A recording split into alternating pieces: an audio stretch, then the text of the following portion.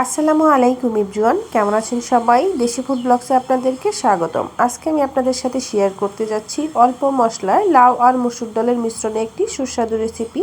তো চলুন আর দেরি না করে মূল ভিডিওতে চলে যাই।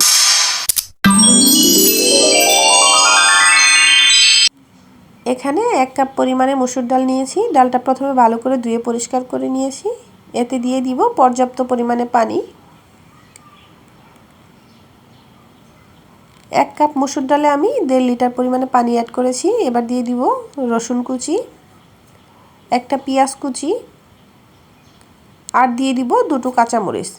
আপনারা যদি মরিচের পরিমাণটা একটু বেশি দিতে চান তাহলে হবে। আমি মরিচের পরিমাণটা একটু কমিয়ে দিচ্ছি, কারণ বেশি মরিচ ডালে বেশি ভালো লাগে না। দিয়ে দিব 1 চা চামচ লবণ, হাফ চা চামচেরও কম হলুদের গুঁড়া। এবার অপেক্ষা করব সিদ্ধ হওয়া পর্যন্ত। ডালটা প্রায় সিদ্ধ হয়ে গেছে। আমি এখানে 15 মিনিট পর ফিরে আসলাম। এবার ডালটা ভালো করে ঘুটনি দিয়ে ঘুটে নিব। গুটা হয়ে গেছে।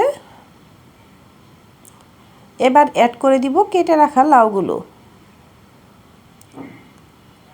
আমি এখানে লাউগুলোকে টুকরো টুকরো করে কেটে নিয়েছি, ছোট ছোট পিস করে। ডালটা সিদ্ধ হওয়ার পর কিন্তু তারপরে লাউগুলো অ্যাড করতে হবে গুটে নেওয়ার পরে। এবার অপেক্ষা করব লাউটা সিদ্ধ হওয়া পর্যন্ত। লাউটা কিন্তু সিদ্ধ হয়ে গেছে, একদম সবুজও আছে। এবার বাগার দিয়ে নিব। বাগারের জন্য এখানে একটা কড়াই ব্যবহার করেছি। দিয়ে দিব 4 টেবিল চামচ পরিমাণে রান্নার তেল। এবার দিয়ে দিব কয়েকটা শুকনো মরিচ। বাগারিতে শুকনো মরিচটা দিলে কিন্তু তরকারি বা ডাল যে কোনো কিছুর ফ্লেভারটা কিন্তু সুন্দর আসে। এবার রসুন কুচি, পেঁয়াজ কুচি অ্যাড করে দিব। আস্তে আস্তে এগুলোকে ভালো করে ভেজে নিব। এরকম একটা ব্রাউন কালার করে ভেজে নিতে হবে। ভাজা কিন্তু প্রায় হয়ে গেছে, দেখুন। আমি এবার ডাল আর লাউগুলো অ্যাড করে দিব।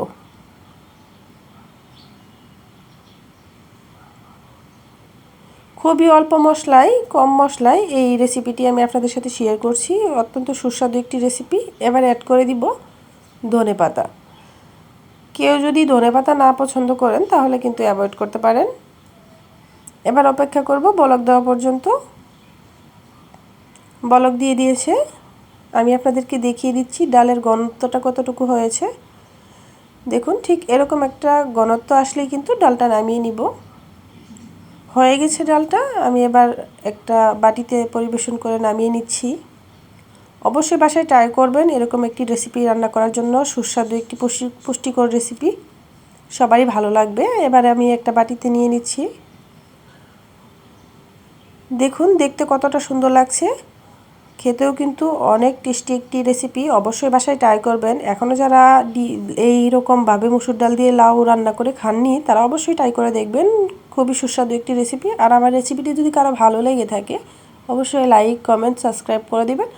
আর যারা ফেসবুক পেজ থেকে দেখছেন তারা অবশ্যই ফলো দিয়ে রাখবেন আমার নতুন নতুন ভিডিও পাওয়ার জন্য।